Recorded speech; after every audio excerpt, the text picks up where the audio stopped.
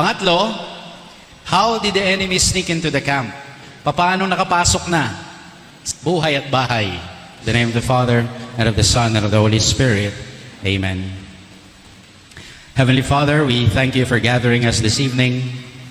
We thank you for the ministry of exorcism and spiritual liberation that you have given your church. We ask Jesus to cover us with his precious blood, and for Mary, the Our Lady of Light, to cover us with her mantle of love and protection, so that all of us will be totally safe, even our loved ones and our possessions. We ask Saint Joseph to protect us, Saint Joseph, the terror of demons, to be with us, and may the archangels Michael, Gabriel, and Raphael defend us always from the evil one. Let us pray a prayer to our guardian angels. Angel of God, my guardian dear, to whom God's love commits me here, ever this day be at my side, to light and guard, to rule and guide. Amen. Our Lady of Light, pray for us. In the name of the Father, and of the Son, and of the Holy Spirit. Amen.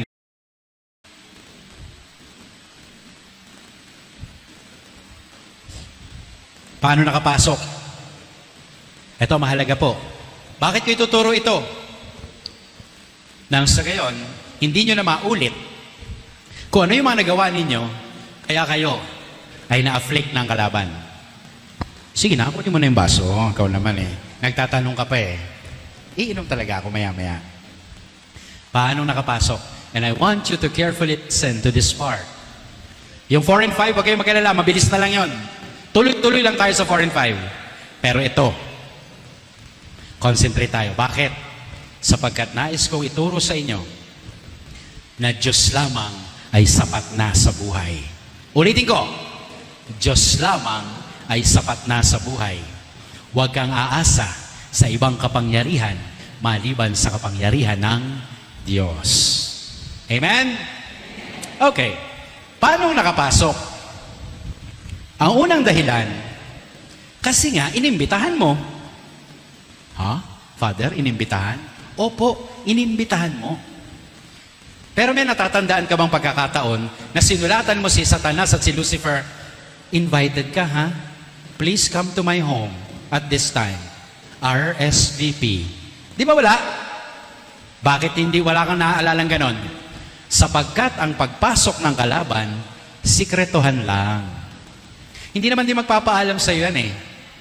Depende na lang kung ikay magbubukas ng kahit maliit na puwang ng iyong pintuan. At kaya ko ibibigay ito para hindi kayo kailan may magbubukas na ng maliit na pintuan. Are you ready? Bato-bato sa langit, tama ay buti nga sa inyo. Pinatatamaan ko talaga kayo at wala akong pakialam kung magagalit kayo sa akin. I would rather hurt you with the truth than comfort you with a lie. Okay? Wala akong pakialam kung pagkatapos ito, magkagalit na tayo. Bahala ka. Basta sasabihin ko lang dito, ayon sa simbahang Katolika. And formation to eh. Di ba? Formation eh. You have to be formed, you have to be informed. So, we invited the enemy in. By way of what?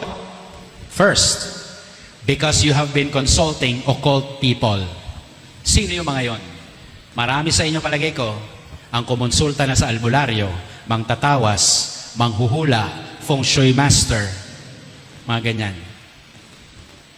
And this is no laughing matter. Sapagkat kapag kumonsulta ka na sa mga taong ito, open ka na sa affliction ng diablo.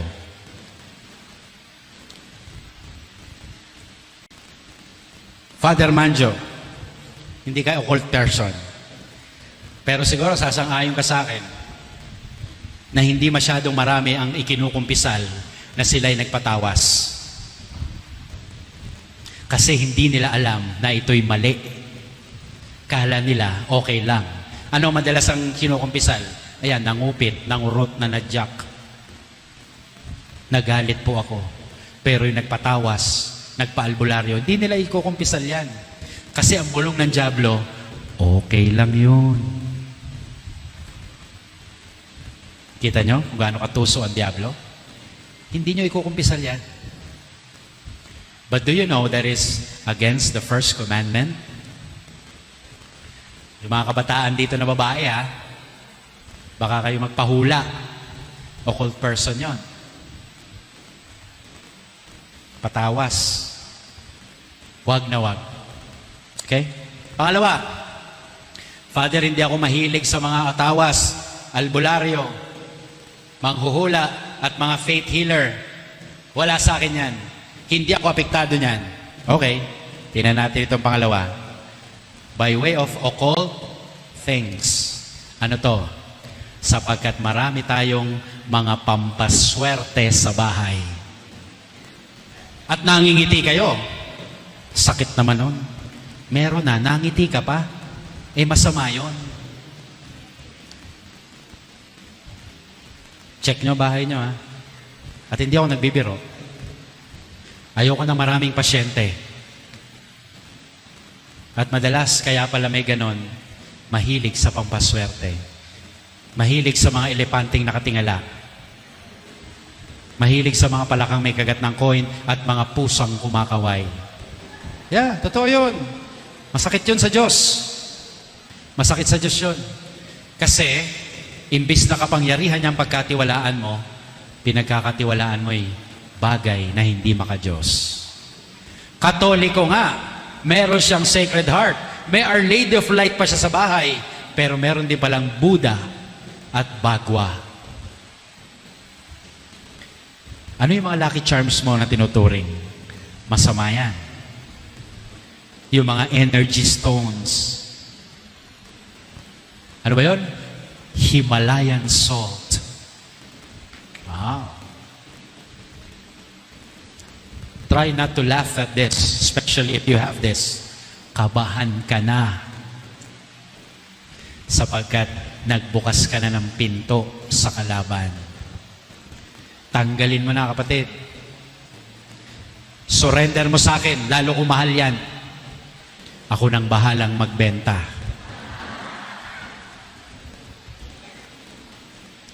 Higit sa lahat, ikumpisal mo. Kasi kawalan ho ng tiwala ito sa Diyos Insulto sa Diyos yun Ano yun, tuwan-tuwa ako pag may mga nagpapa-house blessing. Yeah.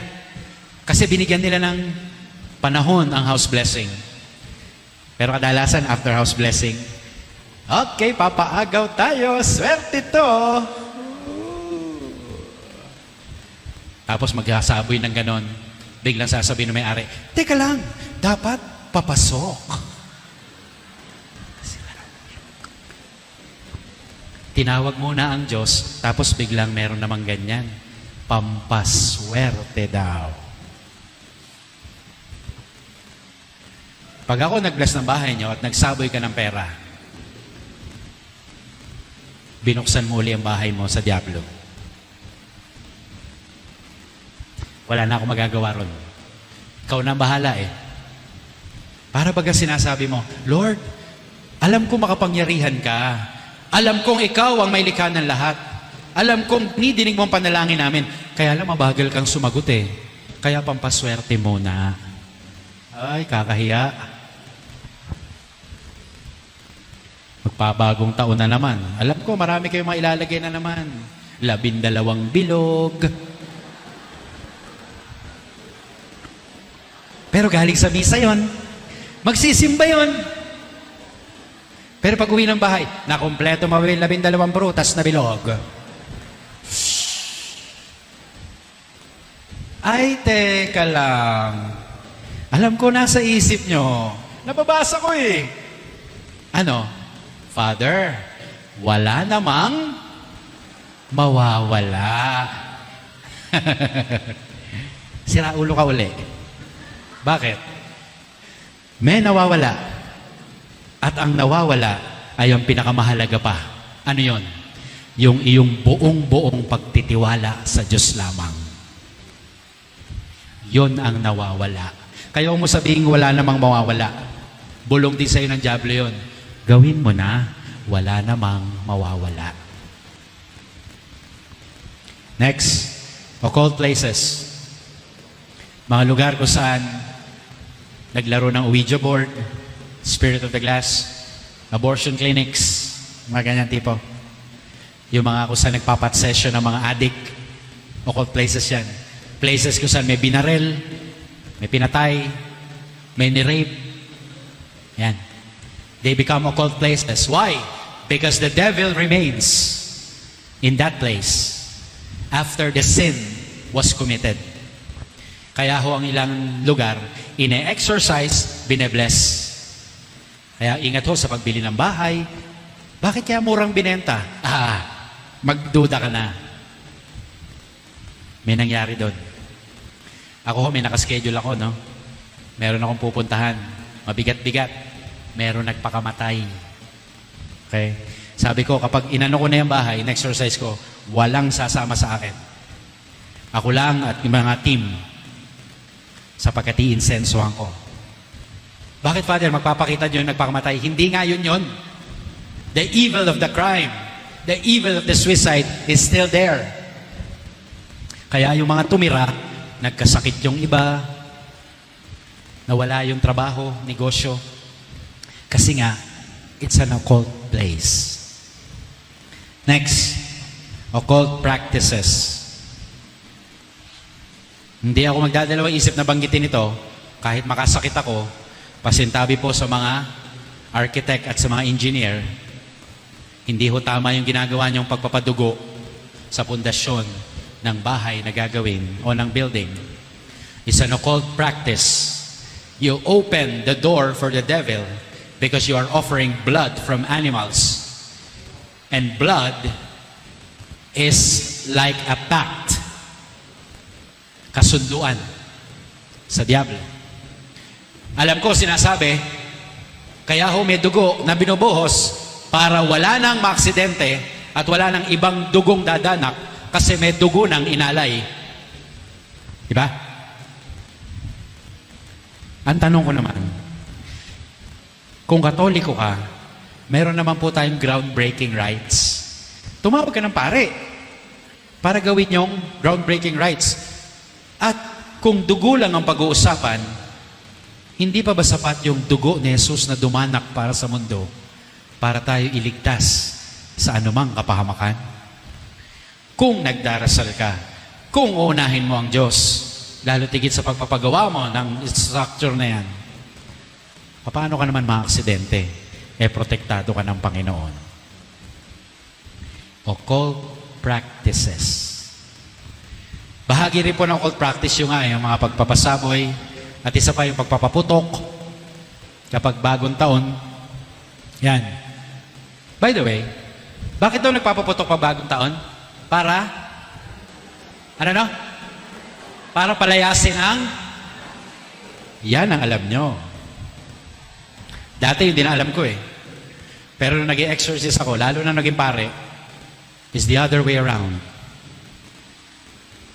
In lighting firecrackers and having this occult practice, you attract more demons into your home and into your life. Kasi, naniwala ka na sa practice na yon. That becomes occult. Tsaka logic lang. Di ba sabi mo kaya ka nagpaputok para umalis sa masamang spirito? Nagpapaputok ka sa labas ng bahay. Saan pupunta? Di sa loob. Kaya sa December 31, sa loob ka ng bahay magpaputok. Pag kayo nasunugan, huwag nyo kong sisisihin, ha? Pero did you get the point? And finally, we invited the enemy in by way of occult beliefs. In short, at siguro mas makaka-relate kayo pag sinabi kong pamahiin. Ay, nako, kadaming ganyan sa Pinoy. Pustahan tayo, kapag nagbigay ako ng example, ngingiti uli kayo. Kasi hindi nyo pa nare-realize kung gaano kabigat ito, lalo tigit laban sa unang utos ng Diyos. Anong mga pamahiin? Dami. Ikot ang plato pag aalis siya. Tingnan nyo, tumawa pa nga kayo. Tanong, ano ba mas malakas? Espiritu Santo o inikot na plato? Ano po? Inikot na plato? Bakit may ikot yung plato? Eh di pagdasal mo, na walang mangyari. Di ba? Ano naman kinalaman ng inikot na plato sa kaligtasan ng mahal mo sa buhay na umalis? Sabihin mo kay Our Lady of Peace and Good Voyage, gabayan niyo siya nang siya'y makarating uli sa bahay ng masaya at mapayapa. Hindi yung plato. Walang gagawin yun. Okay? Ano pa? Huwag daw siyang pagliligpitan kaya siya hindi makapag-asawa.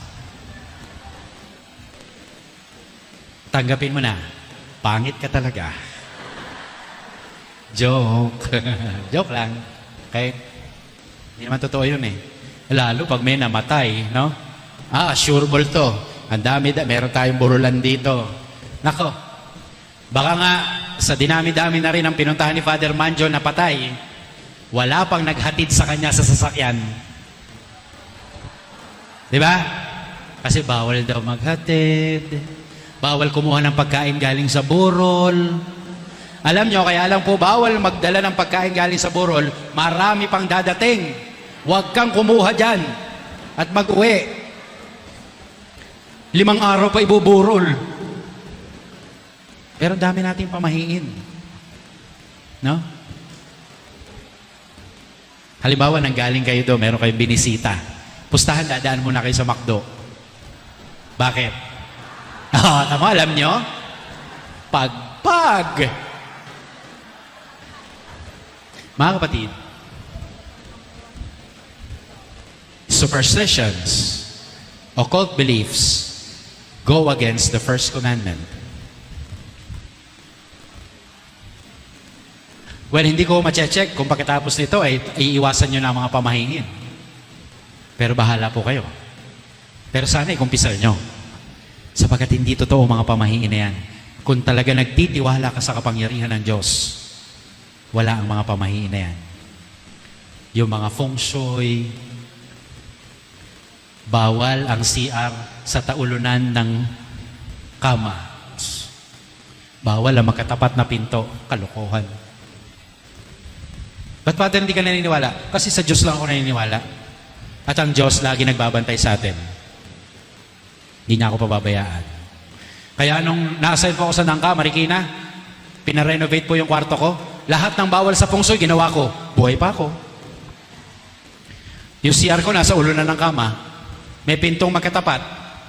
Bawal daw yung sa feng shui eh. Wala akong pakialam. Sapagkat ang pinaniniwalaan ko ay Diyos lamang. If you believe in God only, you will be protected. And you have to believe in the love of God and the power of God over the evil one. Kaya huminsan para tayong siraulo eh, no? Bakit? Kapag naglilibing, bago ilagay yung ihugos yung bangkay, pinapalukso muna yung mga bata sa ibabaw. Iba sa ilalim pa eh.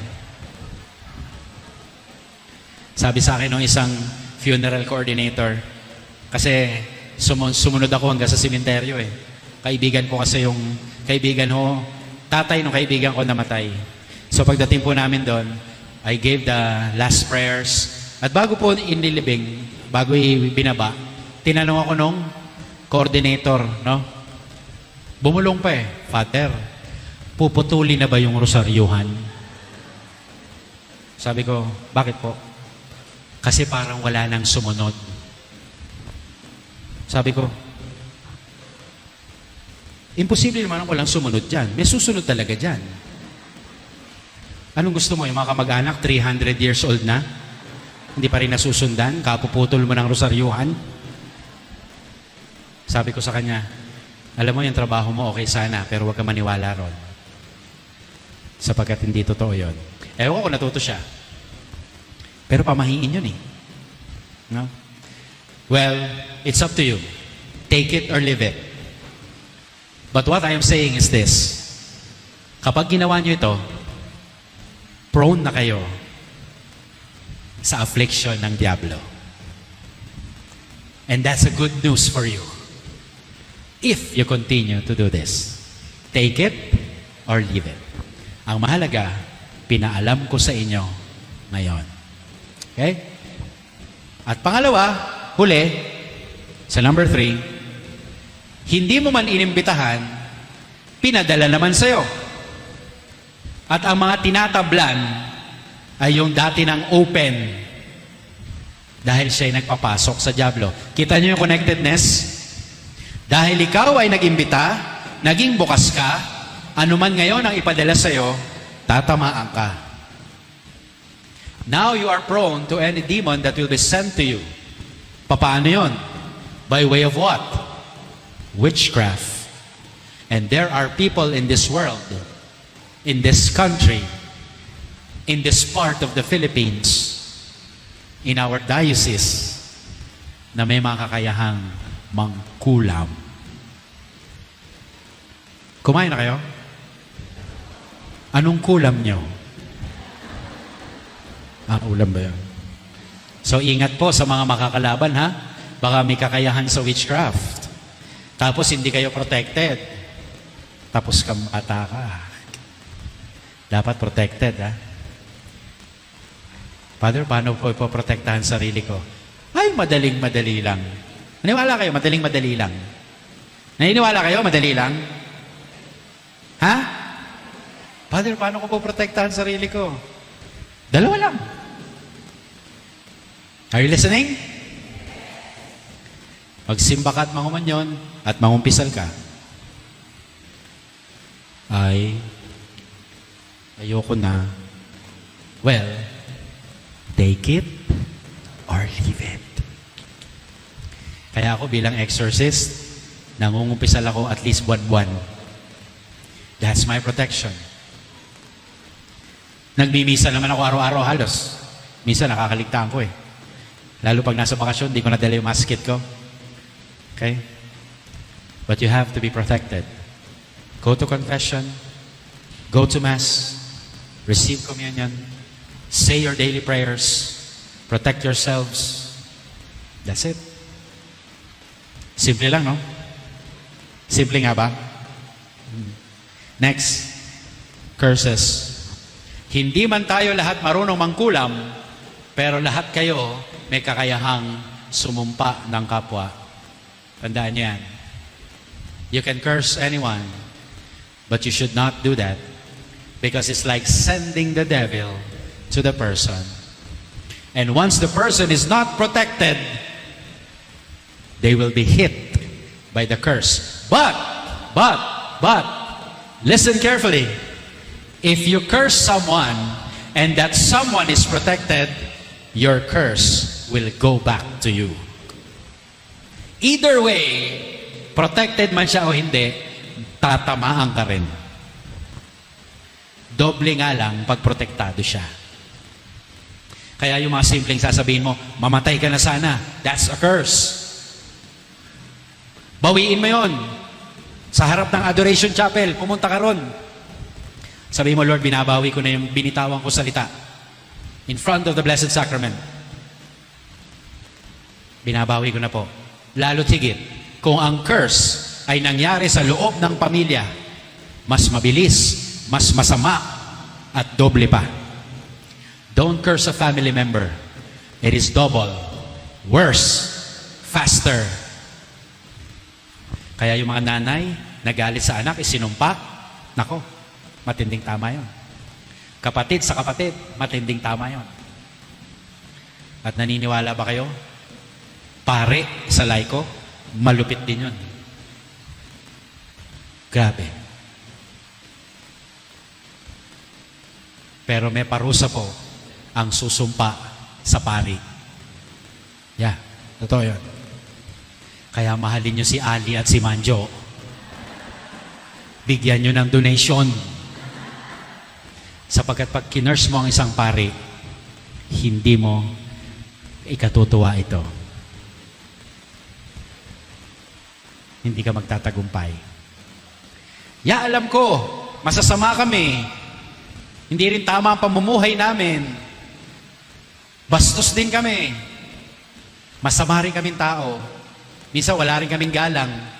Kami rin ay masungit.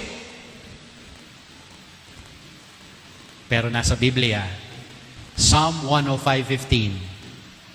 Ulitin ko. Psalm 105:15.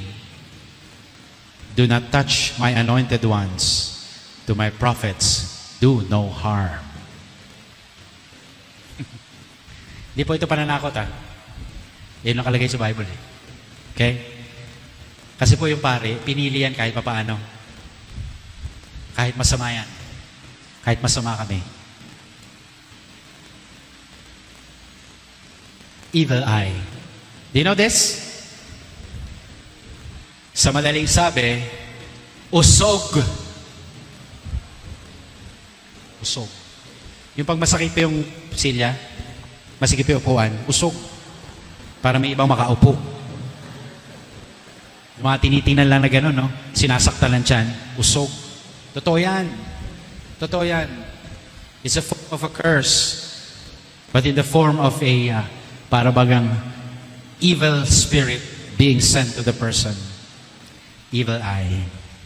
Balis. Di ba? And finally, spells. Mga bulong. Sikat to sa Quiapo. Gayuma. Alam niyo yung gayuma? Masakit to sa tuhod. Rayuma ba yun? Mali. Okay, gayuma. Okay? So ito po yung mga pamamaraan kung paano ang diablo pinadadala. So para hindi ka tamaan nito, be protected. Sinabi ko na naman kung ano yung protection, di ba? Pananalangin, pangungumpisal, pagsisimba, pangungumunyon, saka maging mabait ka sa kapwa. Okay? Hindi ka tatablan. Pag tinablan ka, baka kasi kung ano ginagawa mo. The mission of every exorcism ministry is only one thing. To lead the victim back to God.